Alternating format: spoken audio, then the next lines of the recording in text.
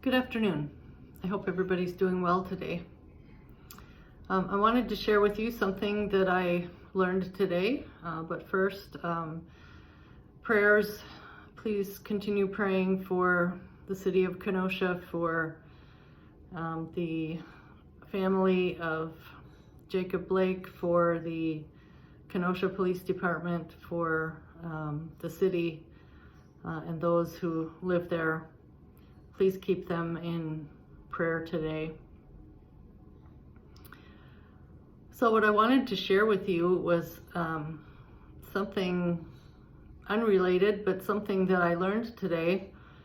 On the way home, I was listening to NPR, and they had a little piece on about an organization that gleans fields.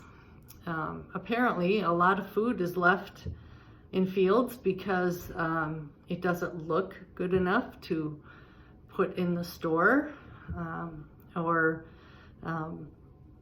they just, for some reason, didn't pick it all. And there's an organization that goes through and gleans all this produce and gives it to local food pantries. And I heard the number 800,000 pounds of produce over the years have been given. And it made me think about one of the laws that's in the book of Leviticus, because we've also been reading A.J. Jacobs' book, The Year of Living Biblically. And Leviticus 19:9 has the law about gleaning. When you reap the harvest of your land, you shall not reap your field to its very border, neither shall you gather the gleanings after your harvest.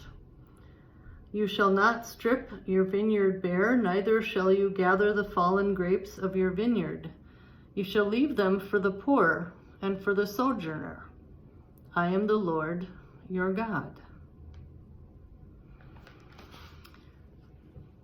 So in the ancient world, there was a law or a commandment to leave produce on the edge of your fields for those who were poor, for those who were sojourning, for those who were traveling. And in this day and age, there is an organization that gleans the food that we leave behind.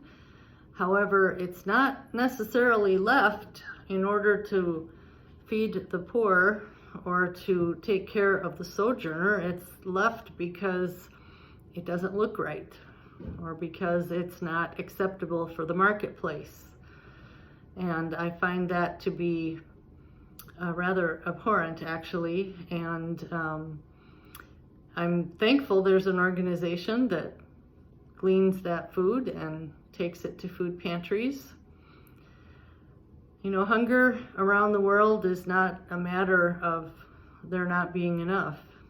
It's a matter of distribution and a matter of our own choices to make sure that everybody is cared for and that everybody has what they need.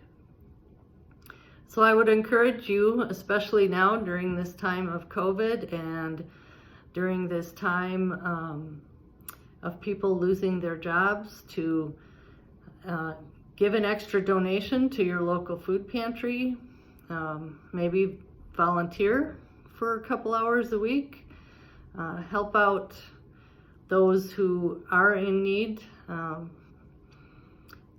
It is one way that we are able to help, one way that we can love our neighbor in the midst of this. So I thought it was interesting to have that little piece on gleaning, and I was unaware that that still happened today, but I'm very thankful that that does happen. Something interesting, you can always go on NPR and go back and listen to that little piece if you would like. So I wish you all well today, and continue to pray for Kenosha, pray for those in the Gulf states who are experiencing Hurricane Laura, who are having to evacuate, pray for those in California who are experiencing wildfires, and pray for those who continue to experience the ravages of COVID-19. God be with you, and thank you for your faithfulness and for your prayers. See you tomorrow.